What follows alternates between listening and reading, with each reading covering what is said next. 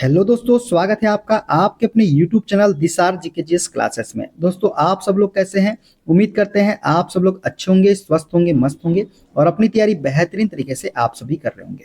दोस्तों, जैसा कि आपको पता है, हम आपको यूथ साइंस बुक के क्वेश्चन का सॉल्यूशन करवा रहे हैं, जिसमें दोस्तों आज हम आपको केमिस्ट्री का टॉपिक डाल्टन का परमाणु सिद्धांत, अणु परमाणु तत्व की प्रतिशत मात्रा से जितने भी क्वेश्चन रेलवे एग्जाम में अभी तक पूछे गए हैं, सारे हम इस वीडियो में कवर करने वाले हैं। दोस्तों, वीडियो अच्छा लगे वीडियो को लाइक कर दीजिएगा, शेयर कर दीजिएगा, कमेंट कर दीजिएगा। चैनल पे नए हैं, चैनल को सब्सक्राइब करके बेल आइकन को प्रेस कर लीजिएगा। और दोस्तों, हमसे जुड़ने के लिए, क्लास के अपडेट के लिए आप हमारा टेलीग्राम चैनल ज्वाइन कर सकते हैं। टेलीग्राम चैनल का लिंक मैंने डिस्क्रिप्शन बॉक्स में आपको दे दिया है। चलिए दोस्तों, देर ना करते हुए स्टार्ट करते हैं आज का अपना सेशन। और दोस्तों, सभी की प्लेलिस्ट हमने आपके लिए बना दी है, आप सारी वीडियो प्लेलिस्ट में जाके देख सकते हैं। चलिए दोस्तों, स्टार्ट करते हैं आज का अपना सेशन। दोस्तों, सबसे पहले हम पढ़ेंगे डाल्टन का परमाणु सिद्धांत, डाल्टन्स एटॉमिक थ्योरी के सारे क्वेश्चन। देखते हैं पहला क्वेश्चन। डाल्टन का सिद्धांत इस नियम पर आधारित था। दोस्तों, जो डाल्टन का सिद्धांत है वो रासायनिक संयोजन के नियम पर आधारित था। किस पर? रासायनिक संयोजन के नियम पर। बात करें दोस्तों डाल्टन के परमाणु सिद्धांत की, तो डाल्टन का परमाणु सिद्धांत रासायनिक संयोजन के नियम पर आधारित है।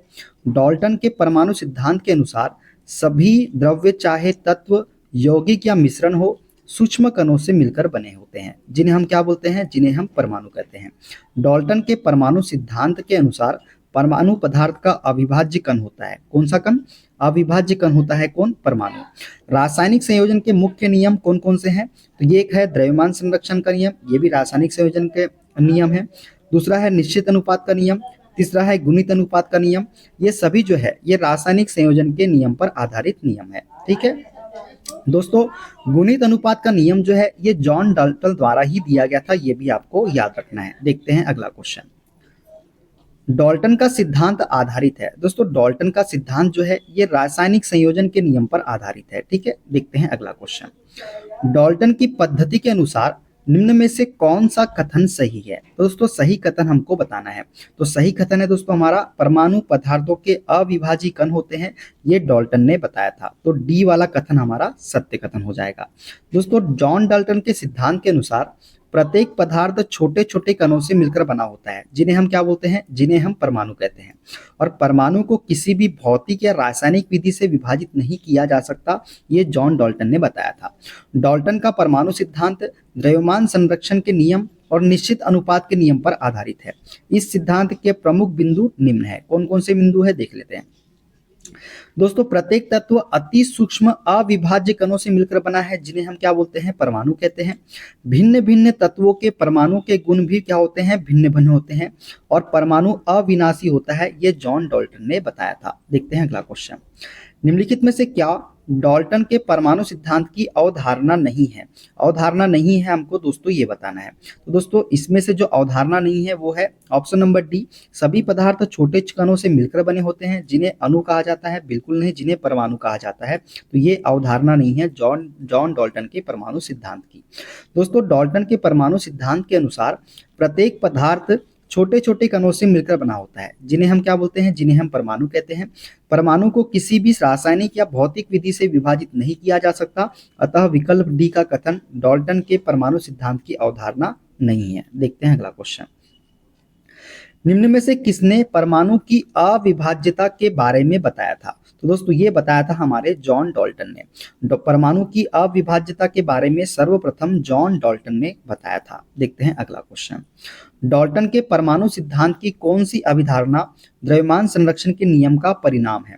तो दोस्तों, डाल्टन के परमाणु सिद्धांत की कौन सी अभिधारणा है जो द्रव्यमान संरक्षण के नियम का परिणाम है? तो दोस्तों, ऑप्शन डी जो है परमाणु अदृश्यकरण है, जो किसी रासायनिक अभिक्रिया से ना तो उत्पन्न किए जा सकते हैं और ना ही नष्ट किए जा सकते हैं।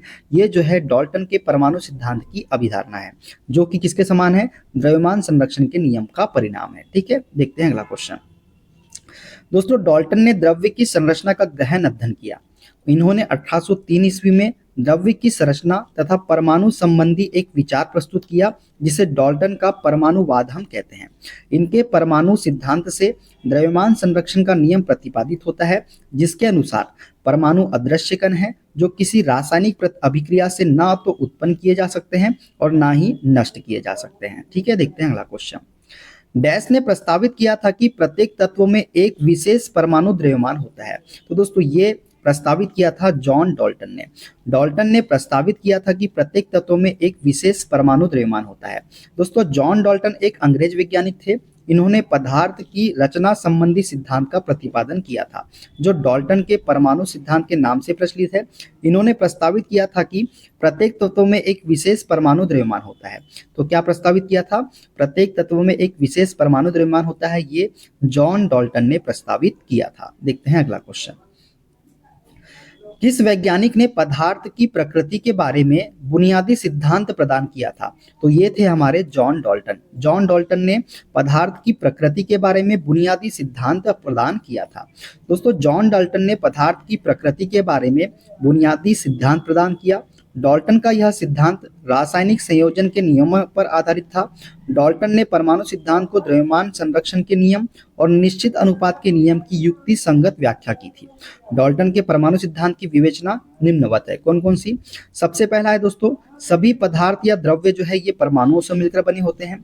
परमाणु पदार्थ के अविभाज्य सूक्ष्मतम कण होते हैं, जिन्हें किसी रासायनिक अभिक्रिया में ना तो उत्पन्न किया जा सकता है और ना ही नष्ट किया जा सकता है। जॉन डाल्टन के परमाणुवाद की यह धारणा द्रव्यमान संरक्षण के नियम का परिणाम है। भिन्न भिन्न तत्वों के परमाणुओं के द्रव्यमान और रासायनिक गुण कैसे होते हैं? तो भिन्न भिन्न होते हैं। ये भी जॉन डाल्टन ने हमें बताया था। देखते हैं अगला क्वेश्चन। डाल्टन के परमाणुवाद की कौन सी अभिधारणा द्रव्यमान संरक्षण के नियम का परिणाम है? तो ये दोस्तों परमाणु अविभाज्य कण है, जिन्हें रासायनिक अभिक्रिया में ना बनाया जा सकता है और ना ही नष्ट किया जा सकता है। ये जो है डाल्टन के परमाणुवाद की अभिधारणा है, जो द्रव्यमान संरक्षण के नियम का परिणाम है। तो डी इसका करेक्ट आंसर हो जाएगा। देखते हैं अगला क्वेश्चन दोस्तों। पदार्थ की प्रकृति से संबंधित मूलभूत सिद्धांत किसने प्रतिपादित किया था? दोस्तों पदार्थ की प्रकृति से संबंधित मूलभूत सिद्धांत जो है ये जॉन डाल्टन ने प्रतिपादित किया था। किसने? जॉन डाल्टन ने। दोस्तों द्रव्य अथवा पदार्थ की संरचना तथा प्रकृति का गहन अध्ययन करने के पश्चात इंग्लैंड के वैज्ञानिक जॉन डाल्टन ने 1808 ईस्वी में द्रव्य या पदार्थ की संरचना एवं प्रकृति से संबंधित एक सुव्यवस्थित विचार प्रस्तुत किया, जिसे हम डाल्टन का परमाणुवाद कहते हैं।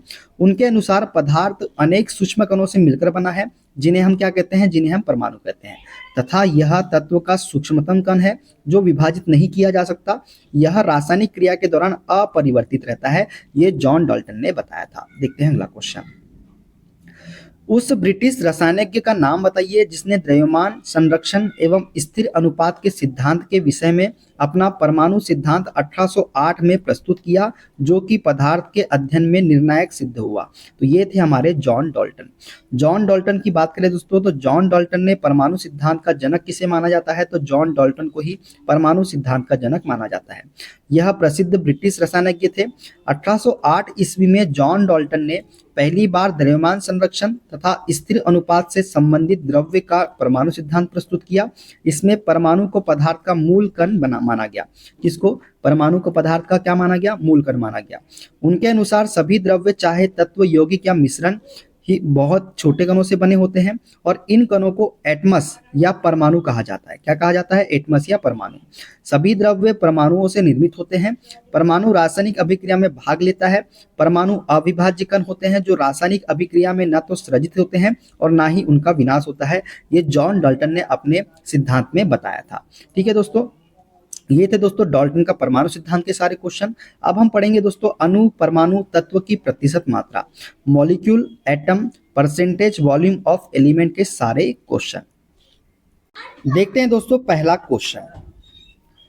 किसी तत्व का वह सबसे छोटा कण जो अपने गुणों को बनाए रखता है क्या कहलाता है? दोस्तों किसी तत्व का वह सबसे छोटा कण जो अपने गुणों को बनाए रखता है ये कहलाता है हमारा अणु। क्या कहलाता है? अणु कहलाता है। दोस्तों किसी तत्व का वह सबसे छोटा कण जो अपने गुणों को बनाए रखता है परमाणु कहलाता है। परमाणु किसी भी तत्व की सबसे छोटी इकाई है। अणु 2 या 2 से अधिक परमाणु से मिलकर बना होता है। चूंकि प्रश्न के विकल्प में परमाणु नहीं दिया गया है, इसलिए अणु को सबसे छोटा कण माना गया है। ठीक है, देखते हैं अगला क्वेश्चन।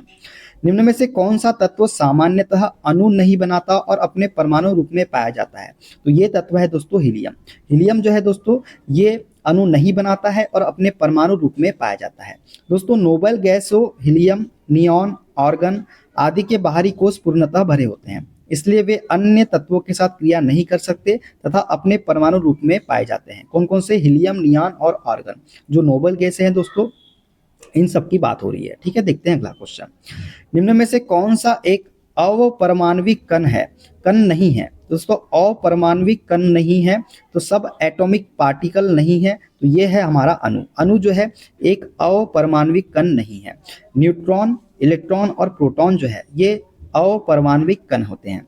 दोस्तों अवपरमाणु कण उन कणों को कहते हैं जिनसे मिलकर न्यूक्लियॉन या परमाणु बनते हैं। एक अवपरमाणु कण वह है जो एक परमाणु के आकार से छोटा होता है।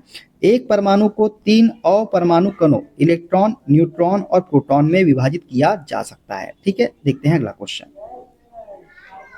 निम्न में से कौन से अणु की प्रकृति द्विपरमाणुक होती है? डाई एटॉमिक होती है किसकी? किस अणु की प्रकृति होती है? तो ये होती है दोस्तों ऑक्सीजन की। ऑक्सीजन की जो प्रकृति होती है दोस्तों ये द्विपरमाणुक होती है।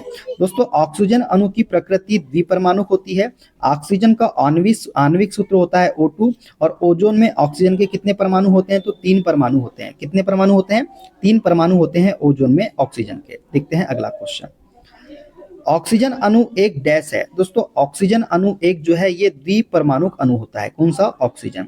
दोस्तों ऑक्सीजन अणु एक द्विपरमाणुक अणु है। ऑक्सीजन अणु तब बनता है जब ऑक्सीजन परमाणु का एक जोड़ा आपस में जुड़ता है। ऑक्सीजन सामान्यतः प्राकृतिक रूप से वायुमंडल में द्विपरमाणुक अणु के रूप में विद्यमान एक स्थिर अणु है दोस्तों। ठीक है, देखते हैं अगला क्वेश्चन। निम्न में से किस तत्व के आणविक रूप में परमाणुओं की संख्या अधिकतम होती है? तो दोस्तों ये तत्व है हमारा सल्फर। सल्फर के आणविक रूप में कितने परमाणु होते हैं? तो सल्फर के आणविक रूप में 8 परमाणु होते हैं, जबकि फास्फोरस में 4 परमाणु। ऑर्गन और नियॉन अक्रिय गैसें हैं जो कि अपने एक परमाणुविक अवस्था में ही स्वतंत्र अवस्था में रह सकते हैं। आर्गन और नियॉन कितने परमाणुविक होते हैं? इसमें एक परमाणुविक अवस्था में होते हैं। अतः सल्फर में उसके आणविक रूप में सर्वाधिक परमाणुओं की संख्या होती है। देखते हैं अगला क्वेश्चन। Al2SO4 का होल थ्राइस में ऑक्सीजन का प्रतिशत क्या है? हमको दोस्तों ऑक्सीजन का प्रतिशत यहाँ पे निकालना है। दोस्तों एल्युमिनियम के 2 परमाणुओं का द्रव्यमान कितना होता है? तो 2 × 26.98 कितना होता है? 2 × 26.98 करेंगे तो कितना निकल के आ जाएगा? 53.96 U निकल के आ जाएगा। सल्फर के 3 परमाणुओं का द्रव्यमान निकालेंगे तो 3 × सल्फर का परमाणु द्रव्यमान कितना होता है? तो 32 होता है, तो कितना निकल के आ जाएगा? 96.180 निकल के आ जाएगा। ऑक्सीजन के 12 परमाणुओं का द्रव्यमान, ऑक्सीजन कितना है यहाँ पे? 312, तो 12 परमाणु का द्रव्यमान निकालेंगे तो 12 और ऑक्सीजन का द्रव्यमान संख्या कितनी होती है? 16 होती है, तो 192 U निकल के हमारा आ जाएगा। एल्यूमिनियम की बात करें तो एल्यूमिनियम के भी परमाणु द्रव्यमान कितना होता है? 26.98 होता है और एल्यूमिनियम यहाँ पे कितना है? 2 है, इसलिए हमने 2 से मल्टीप्लाई किया। सल्फर यहाँ पे कितना है दोस्तों? सल्फर यहाँ पे 3 है, इसलिए हमने यहाँ से 3 पे मल्टीप्लाई किया। और ऑक्सीजन कितना है? 312, इसलिए 12 × 16 की हमने। ठीक है, अब क्लियर हो गया। तो Al2SO4 का होल थ्राइस का द्रव्यमान जब निकालेंगे तो सभी को जोड़ देंगे 53.96, 96.18 प्लस 192, तो ये निकल के कितना आ जाएगा? 342 निकल के आ जाएगा Al2SO4 का द्रव्यमान। ठीक है, अब इसमें ऑक्सीजन का प्रतिशत हमको निकालना है दोस्तों। तो ऑक्सीजन का प्रतिशत निकालेंगे तो ऑक्सीजन कितना है यहाँ पे? 192 है और टोटल कितना है? 342.14 है, इंटू 100 कर देंगे तो 56.1812% निकल के आ जाएगा। इसको सॉल्व आप कर लीजिएगा। ठीक है, इसी प्रकार सल्फर तथा एल्यूमिनियम का प्रतिशत भी हम ज्ञात कर सकते हैं। ठीक है, तो राइट आंसर क्या हो जाएगा? 56.12%। देखते हैं अगला क्वेश्चन। निम्न में से कौन सा परमाणु के बारे में सही नहीं है? तो दोस्तों परमाणु के बारे में जो सही नहीं है वो है ऑप्शन नंबर ए, 2 तत्वों के परमाणु समान होते हैं। ये सही कथन नहीं है। वे 10⁻⁻10 मीटर क्रम के प्रसरण में होते हैं, सत्य कथन है। परमाणु आकार में बहुत छोटे होते हैं, सत्य कथन है। एक तत्व के परमाणु सभी अवस्थाओं में समान होते हैं, ये भी हमारा सत्य कथन है। दोस्तों परमाणु के बारे में सही कथन जो होते हैं, किन्हीं भी 2 तत्वों के परमाणु समान नहीं हो सकते। वे 10⁻⁻10 मीटर क्रम के प्रसरण में होते हैं। परमाणु आकार में बहुत छोटे होते हैं। एक तत्व के परमाणु की सभी अवस्थाओं में समान होते हैं। एक तत्व के परमाणु क्या होते हैं? सभी अवस्थाओं में समान होते हैं। ये परमाणु के बारे में सही कथन है। देखते हैं अगला क्वेश्चन। शब्द परमाणु को किसने खोजा था? दोस्तों शब्द परमाणु को जो खोजा था ये खोजा था डेमोक्रिट्स ने। किसने खोजा था? डेमोक्रिट्स ने जो है शब्द परमाणु को खोजा था। दोस्तों परमाणु शब्द का सर्वप्रथम प्रयोग जो है ग्रीक दार्शनिक डेमोक्रिट्स ने किया था। जिसका अर्थ होता है जिसे तोड़ा ना जा सके। परमाणु एटम रसायन विज्ञान में तत्व का वह छोटा भाग है जो किसी भी रासायनिक अभिक्रिया में भाग ले सकता है, परंतु वह स्वतंत्र अवस्था में नहीं रह सकता। परमाणुओं का निर्माण प्रोटॉन, न्यूट्रॉन तथा इलेक्ट्रॉन से मिलकर होता है। परमाणुओं का आकार अति सूक्ष्म व द्रव्यमान क्या होता है, बहुत ही कम होता है। तो ये सभी आपको याद रखना है। देखते हैं अगला क्वेश्चन। परमाणु रासायनिक रूप से जुड़कर डैश बन जाते हैं। दोस्तों परमाणु रासायनिक रूप से जुड़कर बन जाते हैं अणु। क्या बन जाते हैं, अणु बन जाते हैं।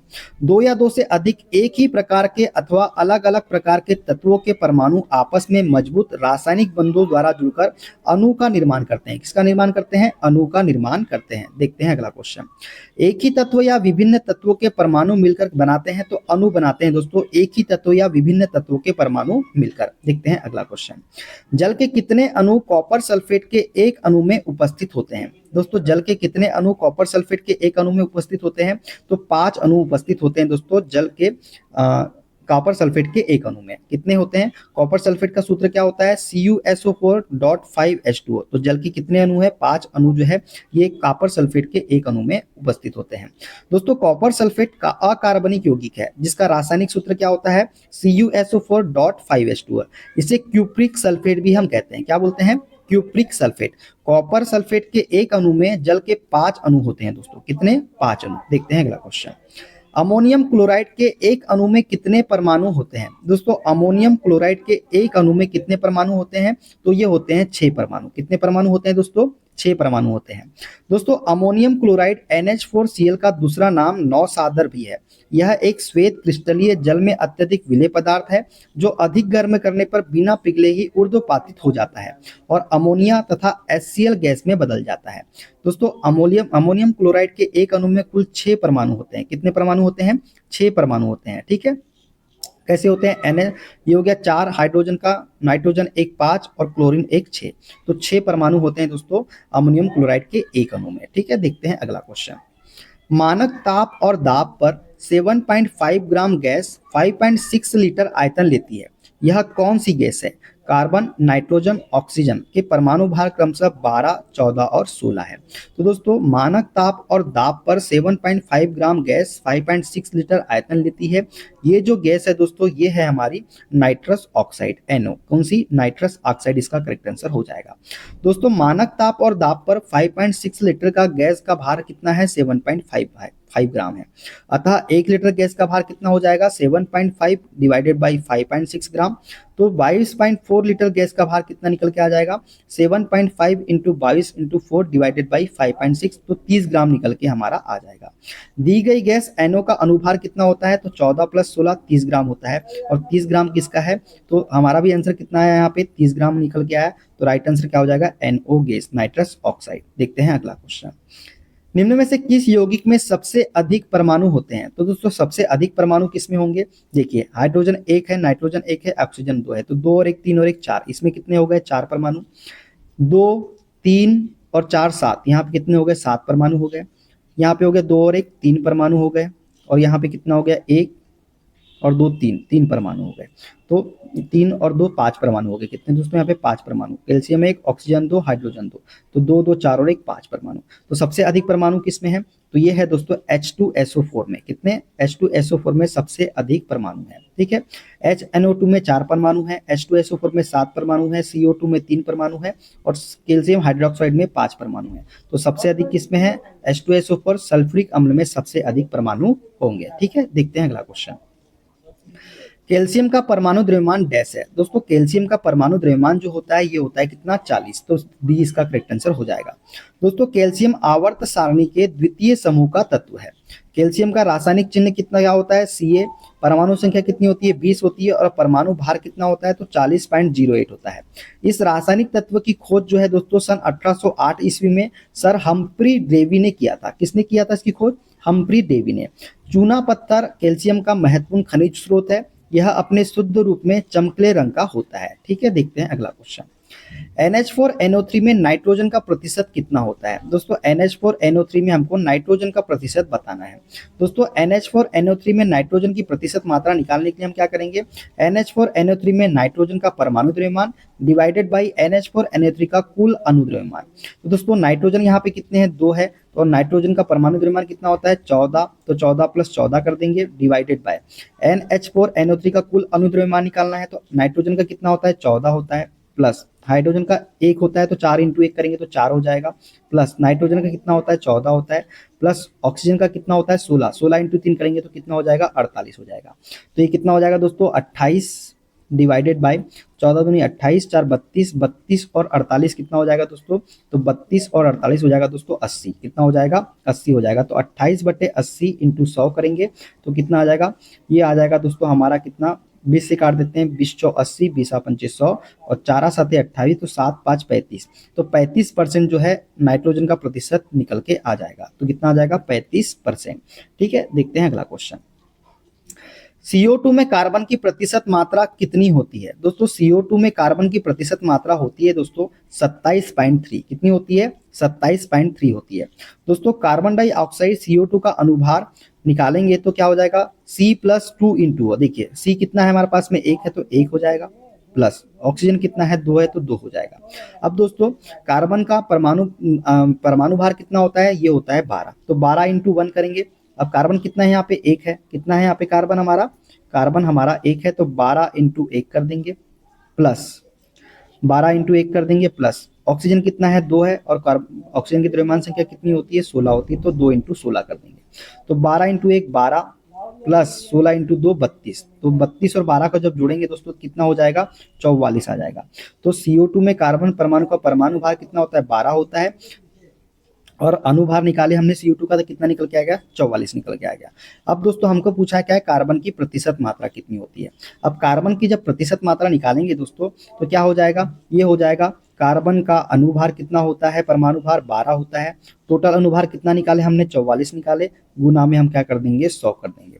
इसको जब काटेंगे दोस्तों तो कितना निकल के आ जाएगा? 27.3% निकल के हमारा आंसर आ जाएगा। आप काट लीजिएगा और आंसर निकाल लीजिएगा, तो 27.3 इसका करेक्ट आंसर हो जाएगा। देखते हैं अगला क्वेश्चन। एक H2O अणु में उपस्थित हाइड्रोजन की प्रतिशतता डैश है। दोस्तों H2O अणु में उपस्थित हाइड्रोजन की प्रतिशतता हमको निकालना है। दोस्तों जल में तथा हाइड्रोजन तथा ऑक्सीजन का अनुपात कितना होता है? 1:8 होता है। ठीक है, तो हाइड्रोजन की प्रतिशतता निकालेंगे तो क्या हो जाएगा? हाइड्रोजन कितना है? 1 है, टोटल कितना हो जाएगा? 8 + 1 9, गुना में क्या कर देंगे? 100 कर देंगे, तो 11.1111 निकल के हमारा आ जाएगा। तो 20 का करेक्ट आंसर हो जाएगा। देखते हैं अगला क्वेश्चन। डैश पदार्थ का वह सबसे छोटा कण है जिसका स्वतंत्र अस्तित्व है तथा मूल पदार्थों के गुणों को बनाए रखता है। तो दोस्तों ये है हमारा अणु। अणु जो है पदार्थ का वह सबसे छोटा कण है जिसका स्वतंत्र अस्तित्व है तथा मूल पदार्थ के गुणों को बनाए रखता है।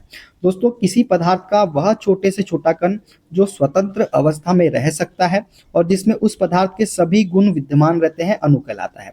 उदाहरण की बात करें तो ऑक्सीजन हो गया, हाइड्रोजन हो गया, नाइट्रोजन इत्यादि। पदार्थ का सबसे छोटा कण परमाणु है, परंतु वह स्वतंत्र अवस्था में नहीं रह सकता, इसलिए परमाणु अणु से भी सूक्ष्म कण होता है। परमाणु क्या होता है? अणु से भी सूक्ष्म कण होता है दोस्तों, लेकिन वे स्वतंत्र अवस्था में नहीं रह सकता। और यहाँ पे क्वेश्चन में बोला है स्वतंत्र अवस्था में रह सकता है, तो इसका राइट आंसर क्या हो जाएगा? अणु हो जाएगा। ठीक है, देखते हैं अगला क्वेश्चन। किसी यौगिक की सबसे छोटी संभव इकाई को क्या कहा जाता है? दोस्तों किसी यौगिक की सबसे छोटी संभव इकाई को कहा जाता है अणु। क्या कहा जाता है? अणु कहा जाता है। किसी यौगिक की सबसे छोटी संभव इकाई को अणु कहा जाता है। जैसे हाइड्रोजन के 2 परमाणु से मिलकर एक अणु बनता है। ठीक है, NaCl Na तथा Cl से 2 अलग अलग परमाणु से मिलकर बनता है। NaCl किससे बनता है? Na तथा Cl 2 अलग अलग परमाणु से मिलकर बनता है हमारा NaCl। ठीक है, देखते हैं अगला क्वेश्चन। अणु का गठन करने वाले परमाणुओं की संख्या को इसके डैश के रूप में जाना जाता है। दोस्तों अणु का गठन करने वाले परमाणुओं की संख्या को इसके परमाणुकता के रूप में जाना जाता है। किसके रूप में? परमाणुकता के रूप में। दोस्तों किसी अणु संरचना में प्रयुक्त होने वाले परमाणुओं की संख्या को उस अणु की परमाणुकता कहते हैं। अर्थात अणु का गठन करने वाले परमाणुओं की संख्या की इसके परमाणुकता के रूप में जाना जाता है। क्या कहा जाना जाता है? अणु का गठन करने वाले परमाणुओं की संख्या को इसके परमाणुकता के रूप में जाना जा सकता है। जैसे ऑक्सीजन के अणु की परमाणुकता कितनी है? तो 2 है। ठीक है, देखते हैं अगला क्वेश्चन।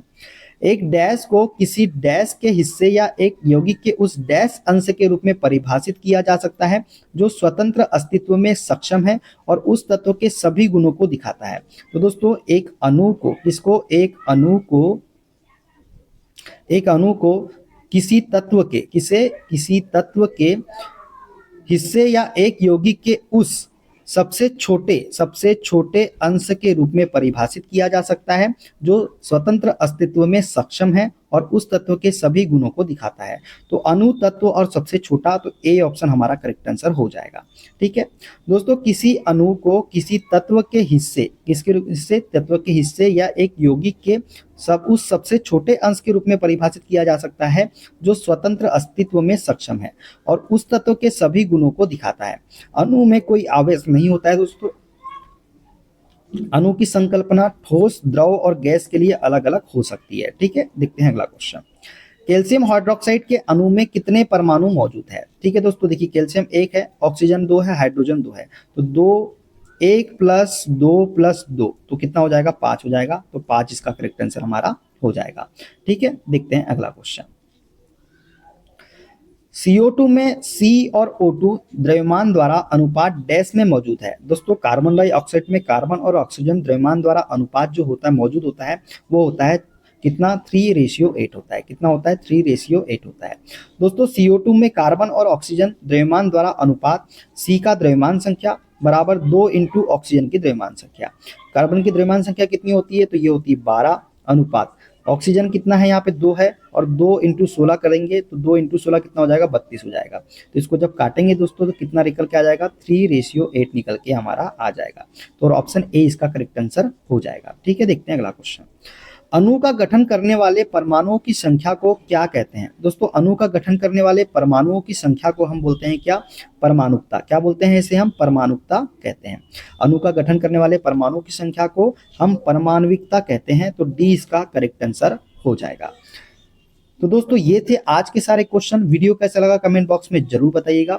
अगला जो हमारा टॉपिक होगा दोस्तों वो होगा मोल संकल्पना, एवोगैड्रो संख्या। ठीक है, मोल कॉन्सेप्ट, एवोगैड्रो नंबर के जितने भी क्वेश्चन रेलवे एग्जाम में अभी तक पूछे गए हैं सारे हम अगले वीडियो में डिस्कस करेंगे। वीडियो अच्छा लगे दोस्तों वीडियो को शेयर जरूर कीजिएगा, लाइक जरूर कीजिएगा और चैनल को सब्सक्राइब कर लीजिएगा। मिलते हैं अगले वीडियो में दोस्तों, अपना ख्याल रखिए। Okay, bye bye, take care.